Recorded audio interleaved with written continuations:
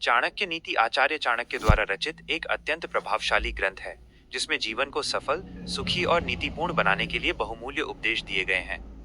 आचार्य चाणक्य, जिन्हें कौटिल्य या विष्णुगुप्त भी कहा जाता है, चंद्रगुप्त मौर्य के महामंत्री और एक महान अर्थशास्त्री, राजनेता व मार्गदर्शक थे। उनकी नीतियां आज के आधुनिक समय में भी उतनी ही प्रासंगिक रेलेवेंट हैं जितनी सदियों पहले थीं। यहाँ चाणक्य नीति के सबसे महत्वपूर्ण सिद्धांतों और अध्यायों के मुख्य विचारों को बड़े और विस्तृत रूप में समझाया गया है। 1. मित्रता और शत्रुओं की पहचान। आचार्य चाणक्य ने जीवन में मित्रों और शत्रुओं को परखने के कड़े नियम बताए हैं। उनके अनुसार गलत मित्र उस बर्तन के समान है जिसके ऊपर दूध है लेकिन अंदर विष भरा हो। संकट में परख। सच्चे मित्र, भाई बहन और पत्नी की परीक्षा सुख में नहीं बल्कि तब होती है जब आप पर भारी संकट या अकाल आया हो, धन का नाश हो चुका हो या आप अस्पताल या श्मशान में खड़े हों। जो इन परिस्थितियों में साथ खड़ा रहे वही आपका अपना है। शत्रु को हराने का नियम। यदि शत्रु आपसे अधिक शक्तिशाली है तो उसे उसके अनुकूल चलकर बुद्धि से और शांति से हराएं। यदि वो दुष्ट है तो उसके विपरीत चलकर, और यदि वो आपके बराबर का है तो बल और विनम्रता के सही संतुलन से उसे मात दें। दुष्ट व्यक्ति से दूरी। सांप का विष केवल उसके दांत में होता है, बिच्छू का विष उसकी पूंछ में होता है, लेकिन एक दुष्ट और ईर्ष्यालु व्यक्ति का विष उसके पूरे शरीर और सोच में होता है। इसलिए दुष्ट व्यक्ति से हमेशा दूरी बनाकर रखनी चाहिए। 2. धन का संचय और उसका सही उपयोग। चाणक्य नीति के अनुसार धन जीवन का आधार है और इसके बिना समाज में सम्मान पाना कठिन है। लेकिन धन के मामले में कुछ बातों का ध्यान रखना अनिवार्य है। संकट के लिए धन। बुद्धिमान व्यक्ति को हमेशा आने वाले संकटों के लिए धन बचाकर रखना चाहिए। कुछ लोग सोचते हैं कि हम तो धनी हैं, हम पर संकट क्या आएगा। लेकिन चाणक्य कहते हैं कि लक्ष्मी चंचल होती है, संचित किया हुआ धन भी तेजी से नष्ट हो सकता है। धन का दिखावा न करें। अपनी आर्थिक तंगी या धन के नुकसान की बात कभी भी हर किसी के सामने उजागर नहीं करनी चाहिए। ऐसा करने पर लोग आपकी मदद करने के बजाय आपका उपहास उड़ाते हैं। कमाई का सही तरीका।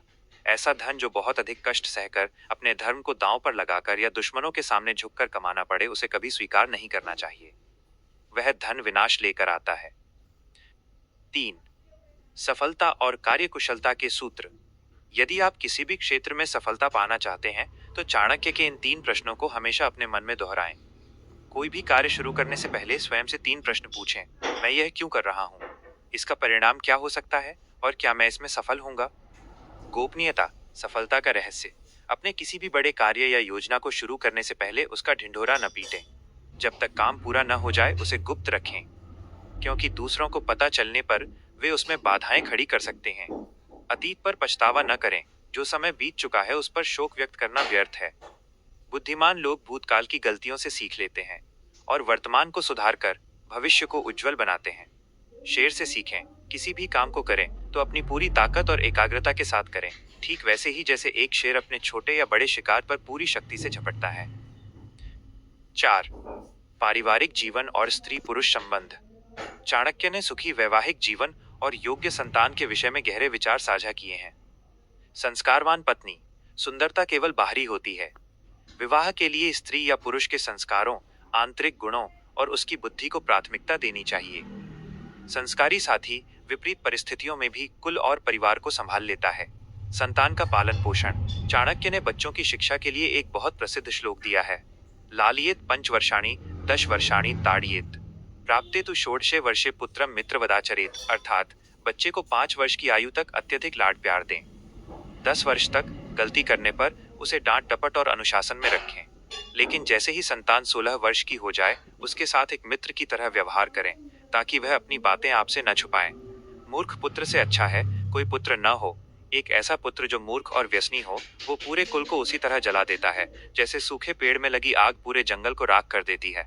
इससे बेहतर है कि इंसान के पास संतान न हो या वह अल्पायु हो, क्योंकि उसका दुख एक ही बार होता है, जबकि दुष्ट संतान जीवन भर तड़पाती है। 5. ज्ञान और संगति का महत्व। ज्ञान सबसे बड़ा आभूषण है। रूप और यौवन से संपन्न होने पर भी यदि कोई व्यक्ति विद्याहीन, अनपढ़ है तो वह समाज में उसी तरह सम्मान नहीं पाता जैसे बिना खुशबू का ढाक, टेसू का फूल सुंदर होने पर भी पूजा में काम नहीं आता। बुरे स्थान और बुरी संगति का त्याग। जहां आजीविका का कोई साधन न हो, जहां के लोगों में लोक लाज या डर न हो, जहां बुद्धिमान लोग न रहते हों और जहां दान देने की प्रवृत्ति न हो, ऐसे स्थान पर मनुष्य को एक दिन भी नहीं ठहरना चाहिए। संतोष कहाँ करें और कहाँ न करें। इन 3 चीजों में हमेशा संतोष, सेटिस्फैक्शन रखना चाहिए। अपनी पत्नी में, अपने भोजन में और अपनी ईमानदारी से कमाए गए धन में। इन 3 चीजों में कभी संतोष नहीं करना चाहिए। अभ्यास, विद्या ग्रहण करने में, भगवान के नाम स्मरण, तपस्या में और दान देने में। इन्हें